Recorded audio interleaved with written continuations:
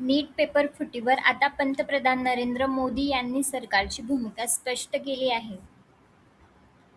Paper फुटी दोषींवर कठोर कारवाई करण्याचा निर्धार त्यांनी सोशल मीडियावर पोस्ट मध्ये व्यक्त केलाय. तसेच या प्रकरणाचा जलद निपटारा करण्यासाठी फास्ट ट्रॅक न्यायालये स्थापन करण्याची घोषणा देखील त्यांनी केली आहे. पेपर फुटी प्रकरणात दोषींना जलद आणि कठोर शिक्षा व्हावी यासाठी आम्ही फास्ट ट्रॅक न्यायालय स्थापन करण्याचा निर्णय घेतला आहे. या संदर्भात सर्व आवश्यक ती पावलं उचलण्याचे निर्देश मी संबंधित अधिकाऱ्यांना आणि प्राधिकरणांना दिले आहेत. विद्यार्थ्यांच्या हिताचे रक्षण करण्यासाठी आम्ही सातत्याने उचलत असलेल्या पावलांचाच हा एक भाग आहे. आपल्या तरुणांचं भविष्य उद्ध्वस्त करण्याचा प्रयत्न करणाऱ्यांना कोणत्याही परिस्थितीत सोडलं जाणार नाही.